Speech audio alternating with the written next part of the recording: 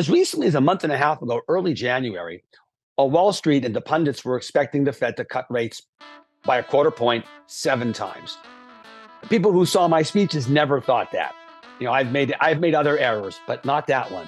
And I thought the Fed would lower rates 3 times. And that's now what the market expects. Welcome to the Systems Real Estate Podcast, brought to you by CoreLogic. Hey guys, welcome back. I'm your host, Matt Fagioli, and today I'm with my favorite economist, which I don't know if you have a favorite economist, but if you were going to have a favorite economist, it would most definitely be Elliot Eisenberg. How you doing, man? I'm great. Thanks for that warm introduction. My gosh. Well, you know that I love you, and I love telling the story of the first time that I saw you speak. It was on day 4 or 5 of a very long week of conference at 8 o'clock in the morning.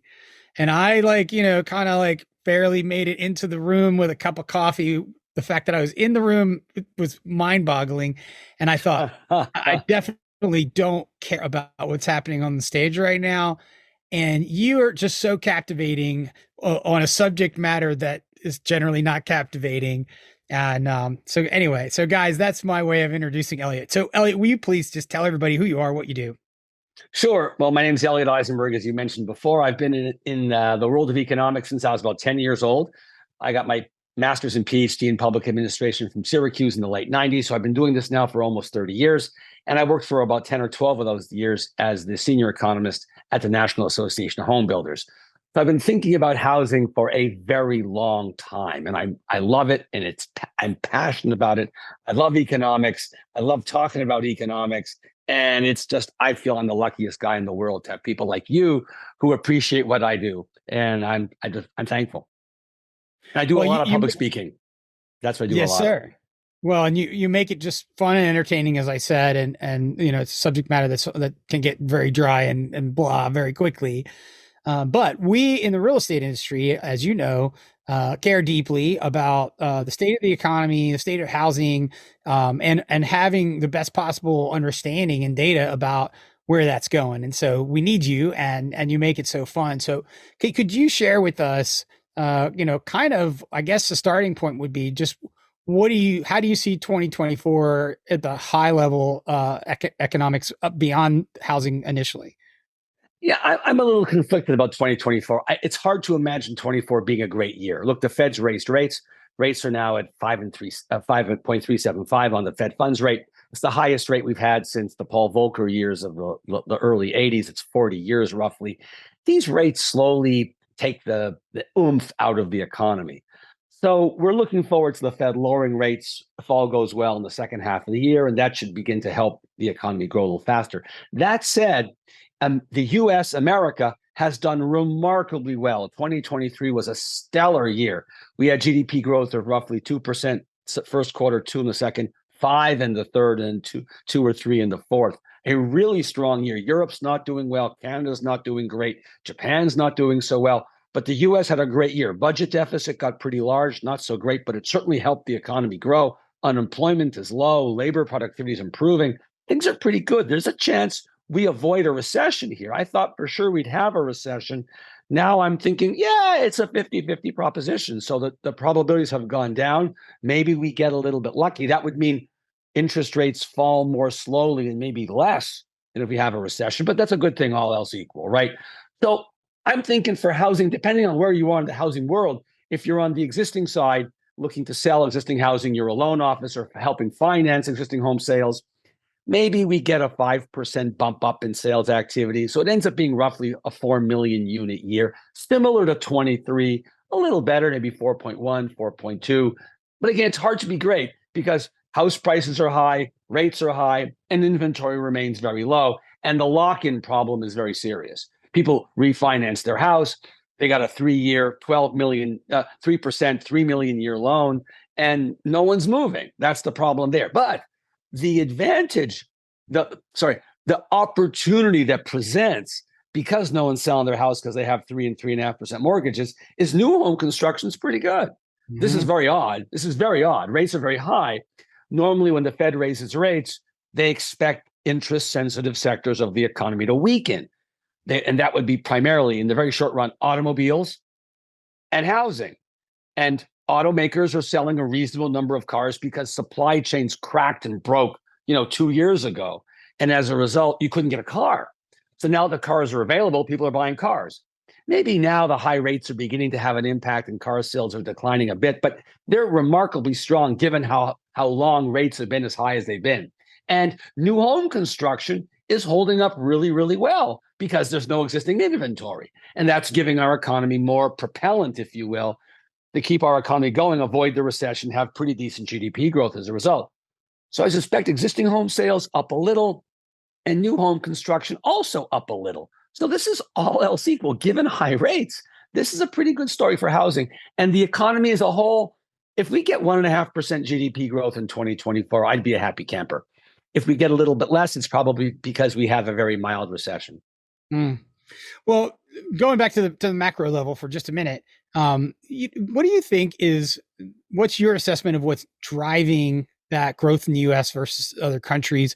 And I guess I want you to speak to it, especially from kind of a Main Street USA mindset, because, I think a lot of people look at that and go maybe I don't feel that at the Main Street level. So what's driving that? So there are a couple of things. One, as I alluded to earlier, the budget deficit in 2023 grew quite a lot. So that was you add a couple $100 billion of deficit spending to the economy. That's a meaningful amount of money. It bumps GDP up 1-2 percentage points. That matters with multipliers and so on. So that's a big part of the story. It really is. The other big part of the story is Americans have been very willing to spend down the excess COVID savings that we generated during the worst of COVID. During 20, when we got 2 stimmy checks, we got one in April of 2020 and then one in December of 2020. And then we got another one in April of 21.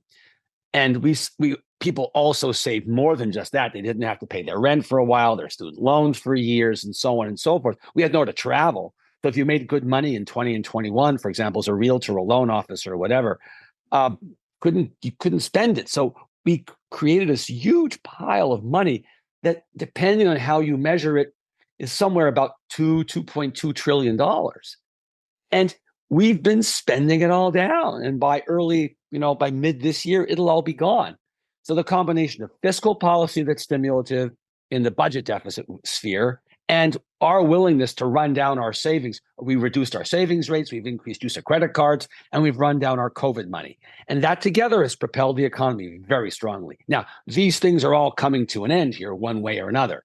Savings rates can't get much lower. We're out of COVID savings. Now we need to have the economy create lots of jobs and hopefully high wages. But that's the story. And it's a not uniquely, but largely an American story. You don't see it in Europe. Their willingness to spend their COVID savings is much reduced compared to ours. So they've got more of it. They didn't get as much, and they're less willing to spend it. Both. And they also, I assume, European countries, China, whatever, haven't injected that, hundreds of billions into the budget at the national level as well. Correct. They've been fiscally much more conservative than we've been, maybe more appropriately conservative, we can argue. But their budget deficits are smaller, and they didn't grow nearly as much in 23. I mean, remember, 23 wasn't a bad year. We entered 23. There was fear of potentially a recession, but that would have been too early because it takes a long time to get a recession. So it's more likely in 24. But there was just tremendous fiscal stimulus that was not necessarily needed, but certainly enjoyed. Mm-hmm. Yeah. And I think, especially all of us that are, run around the housing space, I think that there's always been this elevated tension and expectation of recession because of the way the business feels for us. Right. And part of that's inflation itself. People really hate inflation. There's no question about it. You ask Americans, problem number one type of thing, what's bothering you? Inflation. Yeah, unemployment's low. Job growth is good. Wage growth is not bad. But that inflation just hits them in the face every time they go to Chipotle or the supermarket to buy some cornflakes or whatever it is. And they go, oh my gosh, it used to cost X and now it costs Y. And that makes me angry. And I must admit, I'm guilty of that as well. My favorite yogurt went up by 50 cents from $1.50 to $2. Like, whoa. Can I afford it? Yeah, but I'm not a happy camper as a result. Yeah.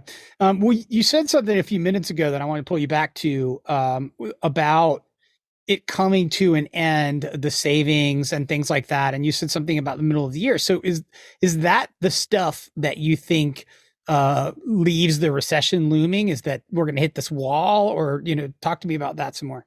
Yeah, that's a major part of it. Absolutely right. So if you think of it like this, pre-COVID, we were on a spending trajectory that looked like this, right? Just solidly up every couple of years, $1 trillion more in disposable income. You pay taxes, that's what's left to spend. And then COVID hits, and of course it goes down, well down, but then it comes back up.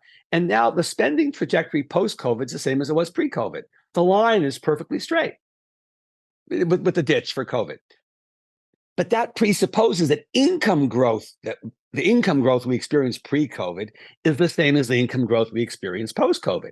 But it's not. What happened was inflation clobbered us between early 21 and mid 22, when inflation really took off and year-over-year inflation peaked at about 9.1%.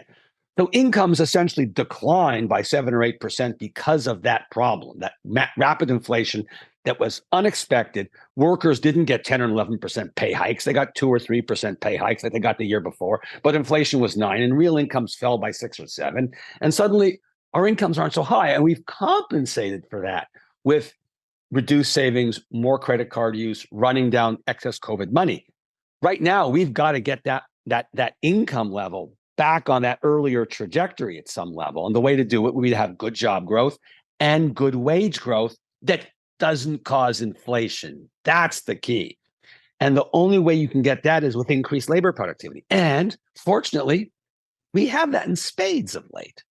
We've had terrific labor productivity growth the last couple of quarters. Whether it continues or not, I don't know. But if we do, and we continue to have increases in the labor force participation rate, which would push down wage growth as well, we would have good job growth, hopefully decent productivity growth, and we could get back to that trajectory and keep it going. But there are a bunch of ifs, as you heard in that statement. So it's a little dicey. Talk to us a little bit about how productivity is measured, because that seems like when you hear that kind of statistic, you're like, how do you tell me what that actually looks like?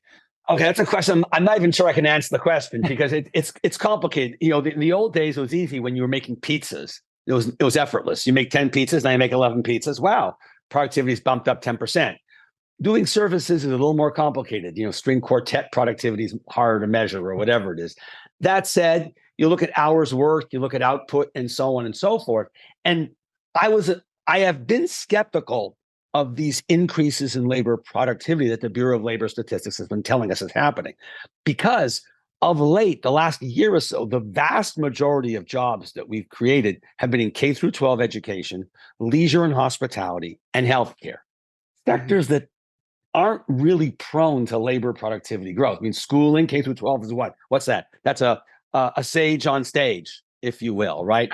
Teacher in front of the 25 kids. Healthcare, they're trying to automate record keeping, but it's still a very labor intensive business. And leisure and hospitality, hotels, you want a massage, it's still a person, giving you a massage. That said, what seems to be going on is because unemployment is low and wage growth has been relatively rapid of late, firms are figuring out how to do things better, using more automation, mechanization, maybe starting to use AI, although that's a little early to see labor productivity growth from that. But it's just a general improvement in productivity because of some baseline costs that have gone up enough to make firms realize we got to do something. If this continues, it would be golden, because think of it this way. If wage growth is, say, 3% and labor productivity is 1%, 3 minus 1 gets you 2% inflation. This is a really important understanding. Wage growth minus labor productivity gets you inflation. But wage growth now is running too high, which is kind of good because we want to get wages back on that old trajectory that we had pre-COVID that kind of fell because of inflation. If it stays at 4, labor productivity, wage growth, but productivity goes from 1 to 2, 4 minus 2 is still 2, and you can get 2% inflation. So cross your fingers. Higher labor productivity not only increases GDP, it increases living standards. And that's the kicker. That's really important. We all live a better lifestyle. Our kids will live a better lifestyle than us. if labor productivity goes up. Mm. Man, really insightful. Thank you so much for clarifying all that. My pleasure. Before I dive a little bit deeper into the housing market stuff, I want to ask you, I've heard lots of speculation that, these statistics, big high level statistics, GDP and inflation and all these things are being, manipulated. Like people are changing things that are changing those numbers, blah, blah, blah. Do you see any of that mumbo jumbo or what's going on there? So the answer is no. The data is good. The government, the BLS, Bureau of Labor Statistics, Bureau of Economic Analysis, Census Bureau, whatever, they're putting out the best data they can. There are, however, some serious problems that bedevil the data. So a lot of these are surveys. There's survey data here. Some of it's you get from IRS data, so you get tax returns. It's very late. It takes years to get that data, but it's administrative data, so it's fine. But a lot of this is businesses answering surveys and questionnaires. And the problem is response rates have declined precipitously. So where they were 60 or 70% before COVID, now they're 30 or 40. To get them back up to 60 or 70, you have to keep asking and asking and asking the same company over and over and over again to get the response rates high. And then you have better quality data. But because they're so low, when they announce a number like the most important number of late now is the unemployment number, which comes out the first Friday of the month, that's preceded by a Thursday. Kind of like voting is the first Tuesday preceded by a Monday. This is the first Friday preceded by a Thursday. And they'll put out a number saying, employment growth in January was 140,000 or whatever it was. I think it was 335 last month, a really big number. The problem is it gets revised a lot, because the standard errors are very large because the sample size is too small, essentially. So they get revised and they get revised again. So they get each revised twice. And then a year later, they get rebenchmarked. And these revisions and changes are very large. We shouldn't really look at that new monthly number like we're going to get soon for February. We're going to get it in early March. And we should know that that number is likely to be not science fiction, but of much lower quality than it was pre-COVID. Because people look at their cell phone, it says scam likely, you don't answer. Not in your phone book, you don't answer the number, and then you don't call them back, whatever. So the data quality is deteriorated. So the revisions are bigger. So it's a real problem, but there's nothing we can do about it. So yes, okay. No, there's no fiddling with the data, but it's worse. Yeah. So, but the number, if we hear a number now that's like the inflation number now versus a year ago, 2 years ago, the calculation's the same. There's nothing weird about that. Correct. And those numbers get revised, but they get revised less because in many cases, there's problems too, but it's different. Someone's actually going to the store looking at a can of soup and saying, what does it cost to get a can of tomato soup or a pound of chicken or something? So there you've got objective information. Some of the inflation data is subjective. They asked homeowners, what would your house rent for example? If they get a little giddy and they all bump up the estimate, that would drive inflation up. So there are problems there with numbers that are estimated or asked, but that's less prone to revisions than the labor numbers. The labor numbers are really crummy in terms of response rates. Well, and that's the most important number now because Powell is obsessed about inflation. So we're depending on weak data to guide the Fed, if you will. It's not the best situation that we could have. So let's turn our attention to housing a little bit. So you said maybe 4.1 million transactions, something like that in 24. Maybe 4.2. Yeah, something like that. Yeah. Well, I heard a couple of industry pundits put it up close to 5. Is that just like no way in your view? You got the the Zoom effect there. Let's hope. Do you think it's possible? So, yes, if interest rates fall earlier in the year and they fall more than we think, the answer would be closer to 5. So, as recently as a month and a half ago, early January, Wall Street and the pundits were expecting the Fed to cut rates by a quarter point 7 times. People who saw my speeches never thought that. I've made other errors, but not that one. And I thought the Fed would lower rates 3 times. And that's now what the market expects. So if you talk to those pundits in early January, when they thought rates were going to fall by 1.75 percentage points on the Fed funds rate. So from roughly 5 3/8 to roughly 4. Then the expectation was we might actually get a really good year. Mm-hmm. But if rates don't begin to fall until, say, July, not March, so we're 4 months later, and they only fall half as much, it's pretty hard to see a scenario where existing home sales bump by 25% from 4 to 5 million. That's just that's a really hard road to find. Yeah. Okay. So plausibility higher 6 weeks ago, 8 weeks ago, but now I don't think so. Okay. Well, tell me about, you mentioned something earlier, and I've heard this a lot about new construction driving the market. Tell me about that. Yeah, this is a really surprising point. So our economy's done much better than we thought. In 23, we had a good year. Partly it was the government stimulating with budget deficit, excess COVID savings, and so on. But it's also home construction activity. Home construction activity you asked an economist, gee, if interest rates go up by 400 basis points, 4 full percentage points or 5 percentage points, through from early 22 through late 23, what's going to happen to housing starts? Well, they'd all say, well, they're going to collapse. They're going to fall off like an anvil off a cliff. But it didn't happen because the existing home stock is it's cryogenic. And as a result, builders say, wow, there's no inventory of existing homes to sell. Let's build a couple extra houses. So the rates go up. That reduces existing sales because lock-in's really strong. If you have a 3% mortgage and now the mortgage rate's 7, forget it. No one's going to move. And then builders come in and they get a 2-1 buy down or even a 3-2-1 buy down to be competitive. But new home starts they're okay. They really are. New home sales are okay. They're back where they were pre-COVID, which had been the best. It took them 10 years to get there from the housing bust. So those are surprisingly strong numbers. They aren't like great numbers by historical standards, but by comparatively, given where rates are, they're really good. And that's helping boost GDP along with automakers activity. What about material costs for construction and all that? I don't know how much you can, speak to that kind of detail, but I'm curious what you see on that from your vantage point. It's not great. So prices of inputs to construction, this is not for res construction, but overall construction, peaked out at an increase of about 43 or 44% from pre-COVID numbers. So from, February 20 or Jan 20 through end of 23 or so, it was about 40%. They've come down a little bit. I think that process is largely over. And I suspect going forward, prices go back to their normal 3-4% increase a year. So I think the relief that we've got is over, but it's not going to be a big deal in and of itself. But the relief never really came back that far. Talk to that a little bit more specifically. Absolutely. We're never going to get back to where we were. Again, think of an example like cornflakes. The price was, I'm making it up, I don't need cornflakes, $4 for a box. It goes to $5. It falls to $4.90.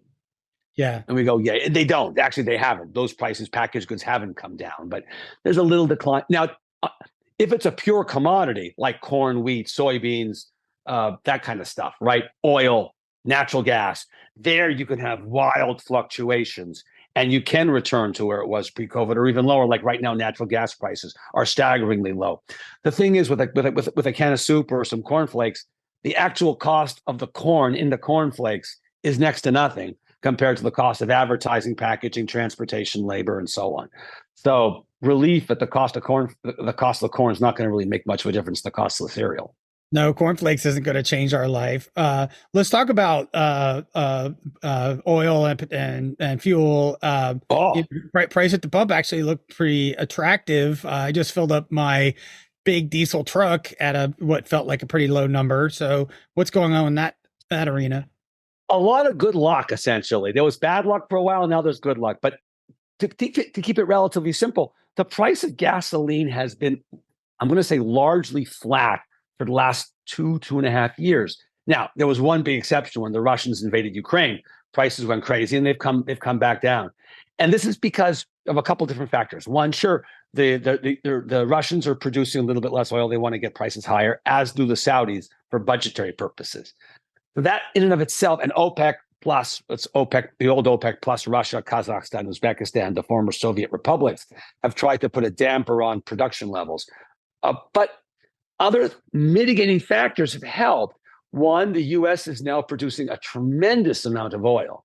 The fracking revolution primarily in Texas, the Permian Basin, and to some extent also in the Bakken Shale in North Dakota, producing a tremendous amount of oil. The U.S. is the world's number one producer of oil. The U.S. is also the world's number one producer of natural gas.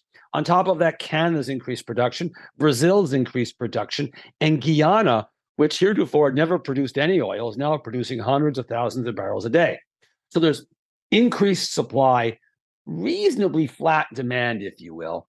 And then the other key thing is China. And China's economy is growing much more slowly than we thought. When they ended their tight COVID lockdown in the end of 22, December of 22, the expectation was that they were going to come out of the gates like a rocket, like wow, right? Like a drag car. And it didn't turn out that way. They've had a number of economic problems that are out there. Housing prices are coming down. Exports are weak because there's been retaliatory efforts to reduce trade with the Chinese and Western Europe and the US and so on.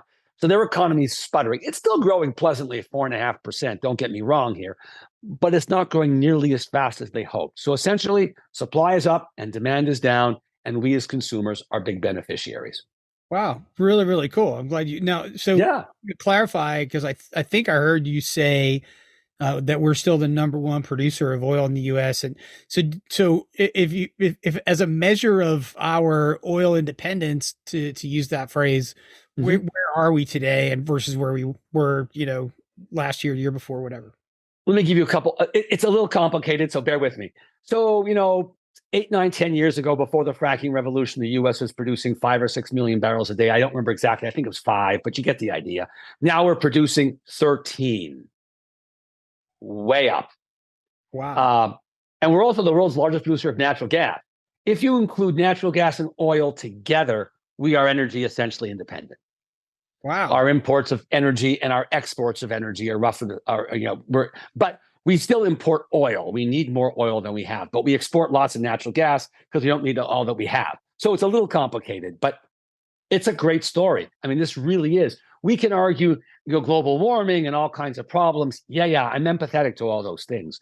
But it's better to be energy independent than not, all else equal, right? It gives our politicians are able to do things and exert control and push for things without fear of massively high oil prices driving us into recession. So this is a very interesting and unexpected development. And the similar technology that's resulted in our increase in oil production has also helped increase our natural gas production. Not long ago, the belief was the U.S. was going to have vast shortages of natural gas, and we were going to have to import lots of natural gas and import it from Qatar, for example, one of the largest producers, or Australia, and you have to freeze it down to minus 400 degrees Fahrenheit, roughly, or whatever it is, and turn it into a liquid, transport it across the ocean, and then regasify it at this end. So we were going to build all these gasification plants to turn the liquid natural gas, LNG, into natural gas and run it through pipelines. And now we're doing the opposite. We're freezing it at our end and transporting it as cold natural gas to Europe. So the economics of this has changed dramatically, and natural gas prices now are so low. They're so low, it's actually discouraging exploration because they're not making any money on the supply of the natural gas. They have to freeze it and ship it to Europe to make any money. Here domestically, they can't. And I think that conversation, to your point, but I think to punctuate it, I think that whole conversation has changed in just the last 24 months or something, right? Like really fast. Oh yeah, it has. It's been going on for a long time, but it's gotten supercharged of late. Yes, we're now producing. We had records pre-COVID, but now we're exceeding those records, and natural gas keeps going up. Yeah, cool. All right, well, so kind of wrap up and talking about housing. You've told us your prediction about volume. What's your outlook for the next quarter, and what do you think are the factors that we really need to look for that are going to drive the outcome, other than obviously interest rates? But what else can we look at in terms of navigating the tea leaves here? The key thing is that gap between the current interest rates that the homeowners have and the rate that they have to pay when they decide to sell their house and buy a new house. As that gap shrinks, that will help. And as that gap shrinks, other benefits will also accrue, because the gap currently between the 10-year treasury and the 30-year mortgage is particularly large. And that's high in part because there's a fear of refi. If you're the investor getting a 7% return on a 30-year mortgage that you're taking, you know full well that owner of that mortgage is going to try, the borrower of that mortgage, you're the owner, but the borrower is going to try and refi down to 6. So you're going to want a little extra money to compensate you for the possibility or likelihood or near certainty of refi problems down the road. So as rates come down, that gap will shrink and the rate will come down, and that will be very beneficial for movement within the existing housing market. The other thing to keep in mind that's pretty good news here is home prices continue to rise. And this is a bit of a surprise. But there's not a lot of homes to buy. There's not a lot of demand for housing out there at these high rates, but there's even less supply. And as a result of that, prices continue to rise. They're not rising wildly, but if they go up 3, 4, or 5% this year, this 24, that wouldn't surprise me in the slightest. Yeah, and if you could see, which obviously you can see your way south of 5% on rates, and you have this 2-1 buy down, or even a 3-2-1 buy down on new construction or resale. I mean, you can get to a reasonable place of interest rate to make that jump away from your current 3% or whatever. Sure, absolutely. And the other thing to keep in mind about the overall housing market, and this is important, is 4 million really is the bottom level. That's base. There's just demand for housing that occurs because people get married, a spouse dies, you have to move because of your job, you've recently had octuplets, whatever it is. There's just baseline demand. So we rarely, if ever, get below 4 million. In the last couple of months, we were below 4 million on a monthly basis. But it's a very short-term thing. We have experienced a massive decline in existing housing sales. I mean, 2021 was about 6 million, 2022 was 5 million, 2023, which just ended, was 4 million.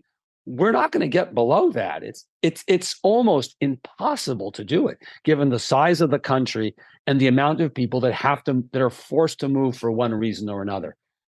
Yeah, so if you, gosh, that's really positive too. So you get 4 million and go, well, that's a low number, especially from the perspective of somebody who wants to make their income from those transaction volume. It won't get worse. But to think, okay, cool, if whatever this is baseline and we're going up, then rock and roll. That's awesome. So that's right. Absolutely. So we've been through the worst. And that's the other important thing to keep in mind. Housing sales have gone from 6 to 4 million, a decline of 33%. I mean, that's immense. So that the existing housing market really is in a recession right now, or has been in a recession for a while already at this point. So whether the national economy has a recession or not, sure, has some implications, obviously, but not much for the housing market. Home equity is strong, demographics are very favorable, and so on. So if there's a recession, interest rates fall faster, that probably spurs on more sales activity, because we're not going to have massive unemployment increases like we had back in 07, 08, 09, when unemployment doubled from roughly 5 to 10%. Now it'll go from 3.5 to 5. I mean, it's going to go up, but there's tons of home equity out there. People who can't pay their mortgage now can always sell their house and pocket some nice change. Yeah. So don't worry from the real estate perspective if there's a recession or not in 24. It doesn't really matter much. And the homeowners aren't going to suffer wildly either, because they've got home equity. And the number of 32-year-olds, 33-year-olds right now is at a record high. Whereas 14 years ago, we were in a dip because of demographic echo booming and so on and so forth, echo busting and so on. So this is a very different world. The recession is not going to have nearly the impact it did. And it'll be favorable to housing, most likely. Cool. Well, Elliot, this is all very positive and uplifting, and I thank you so much for the update. And I know that everybody listening in here is going to appreciate it as well. So thank you so much. My pleasure. I love I'm still always reading your newsletter. And how does everybody find you and sign up for your amazing updates? Wow, thank you for that nice plug, Matt. You're a gentleman and a scholar, as my mother would say. So I put out every day 70 words on economics. No graphs, no ads, no charts, no links, no photos. It's email. And the way to sign up most easily is to take your phone and text. Yes, you're texting to get an email. I understand. You're texting the word bow tie because normally I wear a bow tie when I speak. Text the word bow tie, one word, BOWTIE, no hyphen, no space, to the 5-digit number 66866. And you'll be prompted for an email address. Bow tie to 66866. You'll be prompted for an email address. You'll put it in. You'll hear from me every day. And hopefully you'll like it. They will like it. Guys, if you're listening to this, this is a newsletter you want to sign up for because it'll make you sound smarter. If you're in the real estate industry and you're talking to clients about economics, Elliot is going to make you sound smarter, and it's easy, 70 words a day. So definitely do it. So we'll put the text information in the notes for the show. And thank you. We hope you'll come back and see us here soon, Elliot. I look forward to a repeat invitation. Thank you very much, Matt. I look forward to it. Awesome, guys. We'll see you back here real soon.